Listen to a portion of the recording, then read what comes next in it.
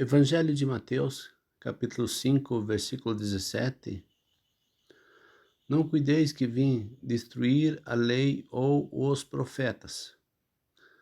Não vim aberrogar, quer dizer, cancelar ou destituir, mas cumprir.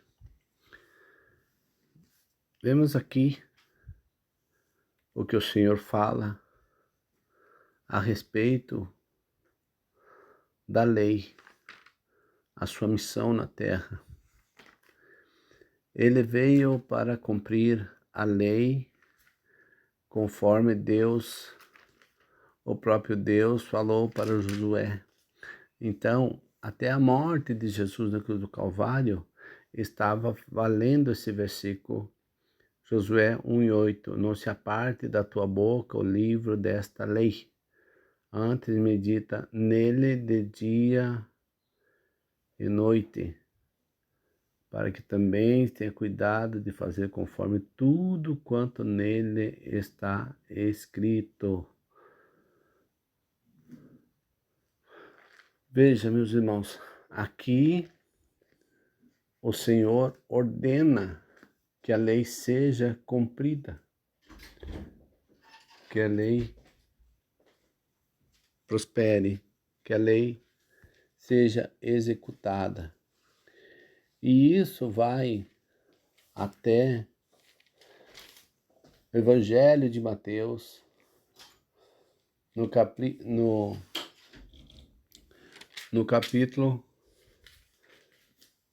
28. No Evangelho de Mateus, até o capítulo 28. Meus queridos, minhas queridas, coisa tremenda e gloriosa é a palavra do Senhor. Que coisa doce para nós.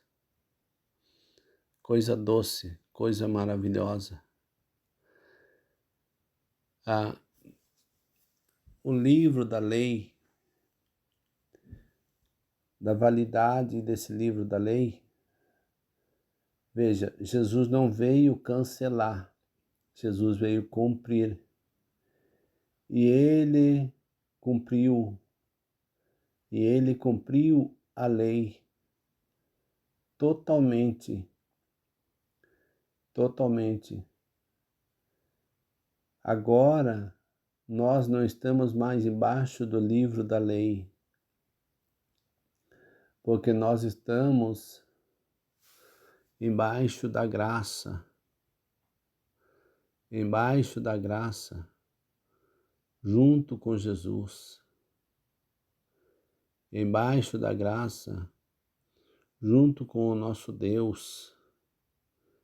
Que coisa gloriosa, que coisa maravilhosa. Deus é tremendo e maravilhoso. Veja, quando ele deu o brado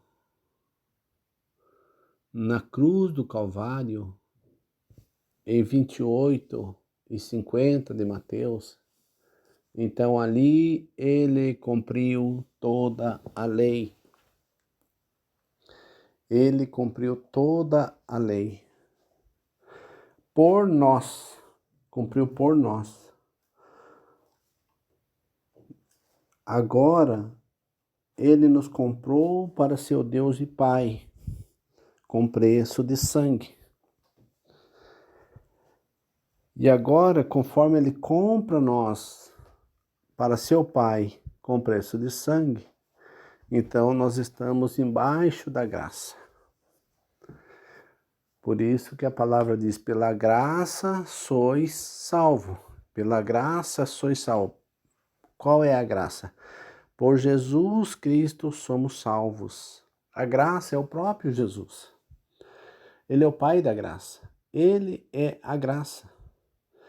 Pela graça sois salvo, por meio da fé. Então, meu querido, não adianta você dizer que você aceitou Jesus e você vive de qualquer jeito e você vai ser salvo. Não, isso é um engano. Quem te ensinou isso te mentiu. Talvez ele nem sabia nem sabia o que estava te ensinando, nem tinha conhecimento disso, não tinha interpretação da palavra, e quem ensinou ele também falou coisa que não é verdade.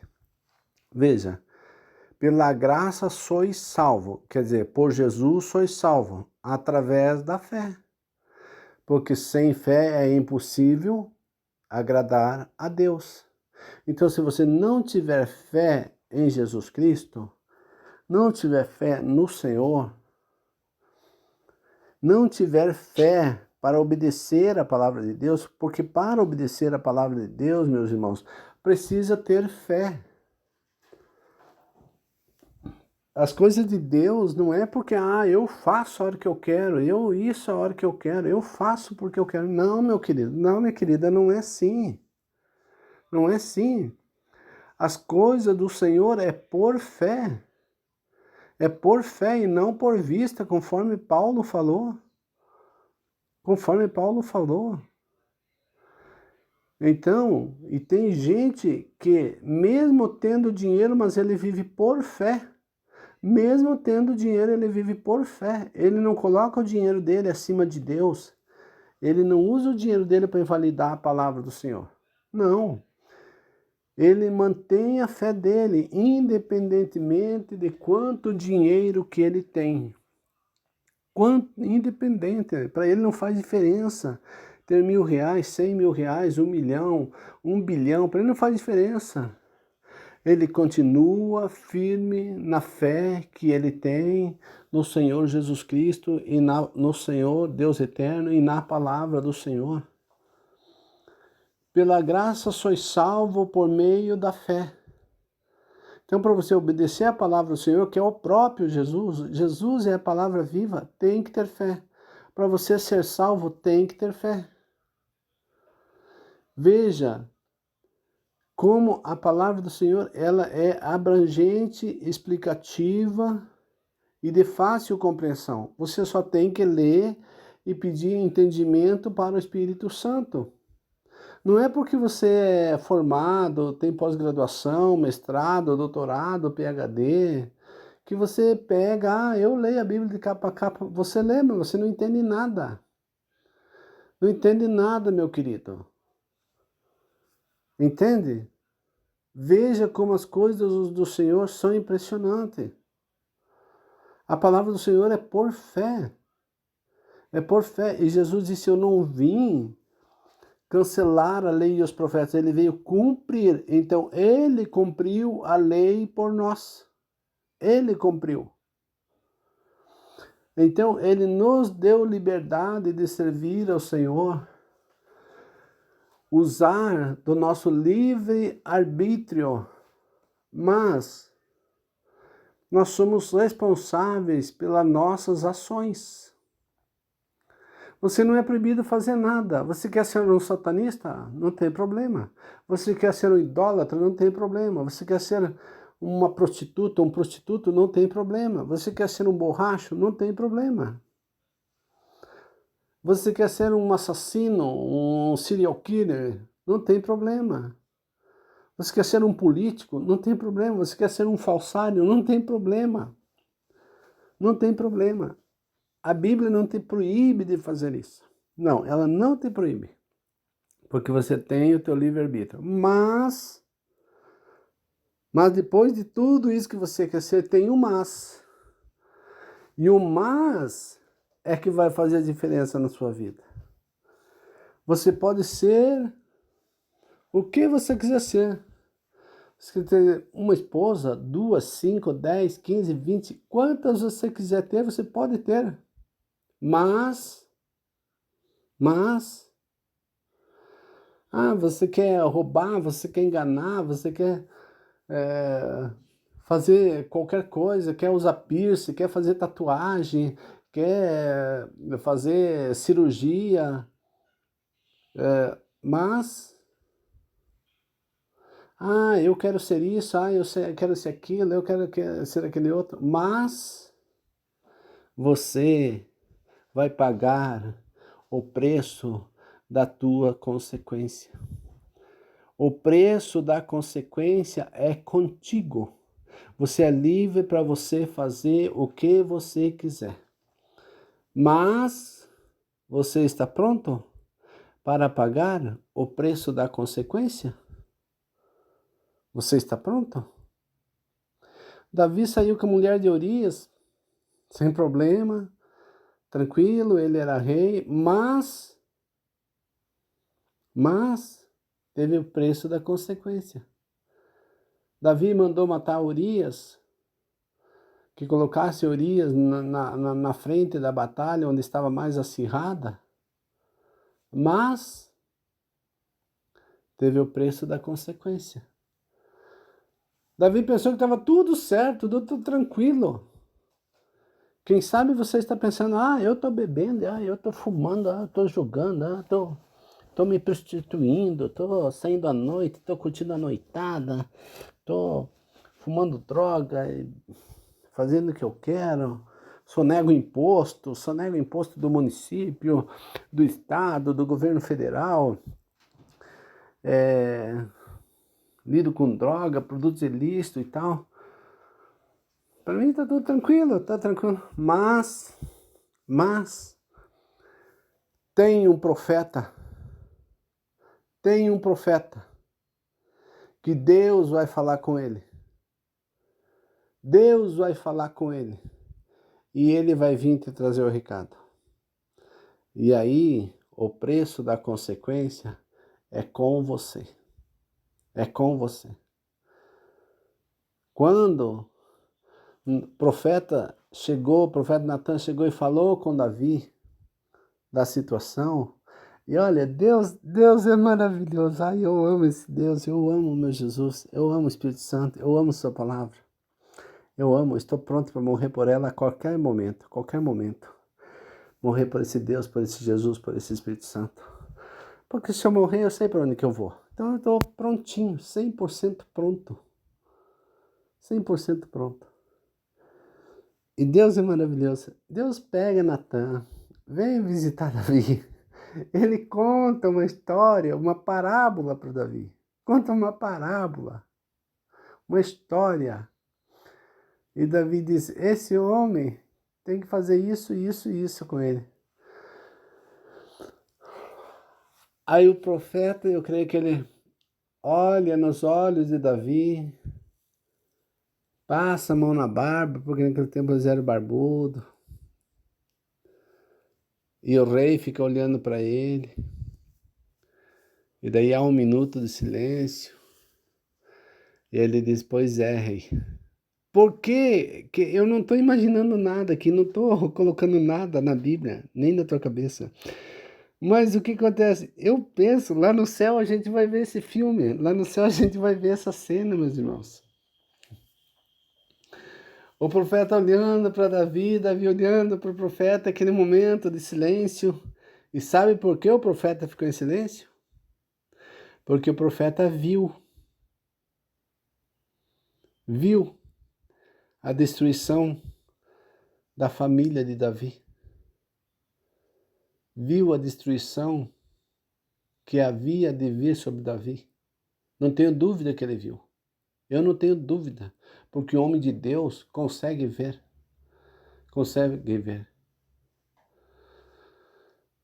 Ele viu e ele disse, pois é, rei. Quando ele disse, pois é, rei, até ele falar, pois é, rei, estava tudo tranquilo, sossegado. Estava valendo tudo que Davi tinha feito.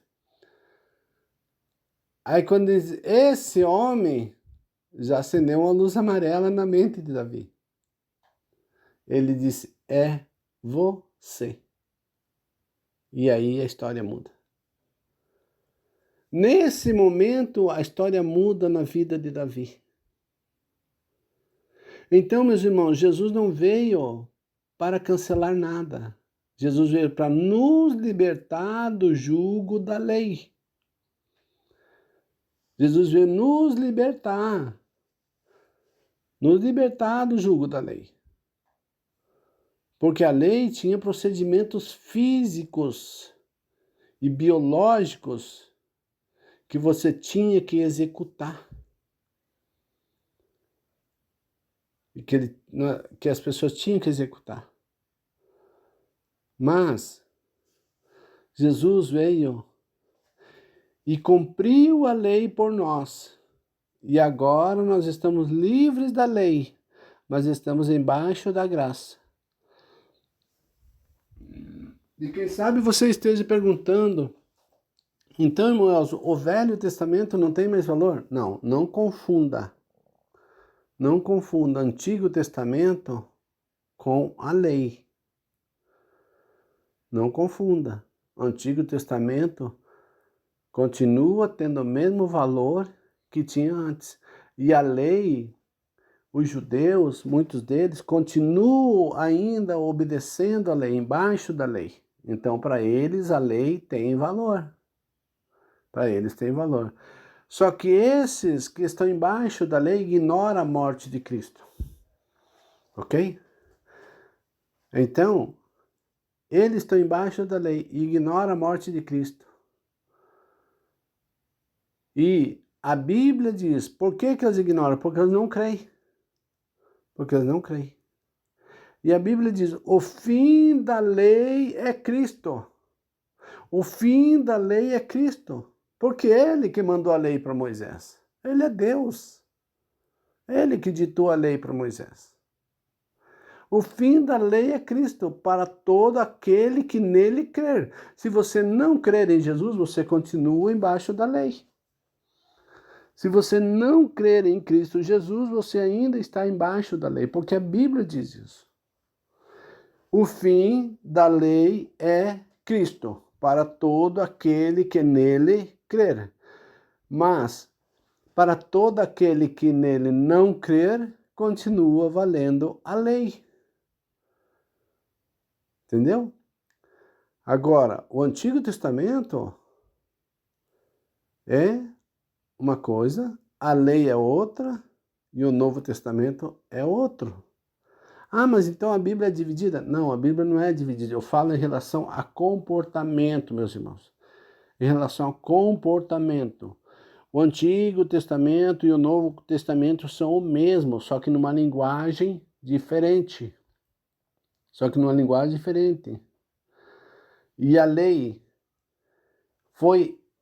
terminou em Cristo por quê? Por que a lei terminou em Cristo? Você já parou para pensar? Por que a lei terminou em Cristo? Ah, então legal, a lei terminou em Cristo, então as coisas ficam mais boa, mais legal, mais fácil, mais tranquilo. Não. A lei parou em Cristo porque as coisas ficaram mais difíceis. Mais difíceis. Certo? Você entendeu as coisas agora? A diferença? A lei terminou em Cristo porque as coisas ficaram mais difíceis. E aí você está coçando a cabeça nesse momento, passando a mão na cabeça, passando a mão na barba, prestando atenção no que eu vou dizer na sequência. Mas é isso mesmo. Por que a lei terminou em Cristo e as coisas ficaram mais difíceis, meus irmãos? Por quê? Porque Cristo é a lei. É a lei agora. Ele é a lei e é a graça. Ele é a lei e é a graça. E veja como as coisas ficaram mais difíceis, porque antes de Cristo vir, tinha gente que não pecava. Tinha gente que não pecava. Você vê como era fácil cumprir a lei? Só que as pessoas não entendiam. Muitos não entendiam. Quem entendia fazia o que a lei mandava fazer e estava isento de pecado. Certo? Então, quem sabe você possa pensar, então vou voltar a viver a lei. Não, agora a lei acabou para aquele que crer em Cristo. Por que acontecia isso? As pessoas não pecavam. Mas depois que Jesus veio, as coisas não ficaram mais fáceis, não, ficaram mais difíceis. Mais difícil, e agora eu vou te explicar por quê. Certo? Presta atenção. ficaram mais difíceis porque depois da morte de Jesus Cristo na cruz do Calvário, não existe ser humano que não cometa pecado. Não existe ser humano que não cometa pecado. Dos 12 anos para frente, que a criança sai, a pessoa sai da fase da inocência, então você entra na fase do entendimento e do pecado. Então antes dos 12 anos não peca? Não estou falando isso. Eu estou falando que até os 12 anos você está na fase da inocência e Deus não condena inocentes, mas a Bíblia não diz que não peca, entendeu? Deus não condena os inocentes, as crianças, porque elas estão na fase da consciência. Entende? Mas a Bíblia não diz que criança não peca. Então, depois que saímos da lei e entramos na graça, aí a coisa ficou pior. A coisa ficou pior. Para você cometer um adultério antes, você teria que haver o contato físico. O contato físico entre duas pessoas do sexo oposto. Agora, na graça, se você só olhar e cobiçar, você já cometeu o pecado. Antes, você tinha que consumar o pecado. Ou falar, ou fazer. Então, você vê como o pecado era reduzido. Era reduzido o pecado. As chances de você pecar eram só duas. Era falar ou fazer. Entendeu? Era só pela boca e pelos pés e pelas mãos. Pés que se apressam a derramar sangue. Pés que se apressam a caminhar para o mal. Veja que Deus fala, 2 Crônicas 2:14, 7:14, e se converter do seu mau caminho. Prática, prática, prática. E línguas como um sepulcro aberto. Por isso que Salomão disse que a língua era o chicote do nosso lombo. Então, no passado, na época da lei, você só tinha 2 caminhos para pecar. Depois que Jesus veio, isso multiplicou. Multiplicou. Agora você peca por pensar, olhar, falar e fazer. Entendeu? Como a coisa fica um pouco mais apertada? E você está achando que eu estou falando de mim, isso daqui? Isso você acha que é palavras do meu pensamento? Da minha mente nervosa? Não. Romanos 3. Veja lá. Veja lá. Veja lá se não é isso que acontece. E isso o profeta Isaías já tinha profetizado. Isaías já tinha profetizado sobre essas práticas de pecado, meu querido. Sim, sim. Então, se você ler o livro do profeta Isaías, você vai ver que o profeta Isaías já tinha falado sobre essas práticas do pecado. Que após a vinda do Cordeiro, assim seria.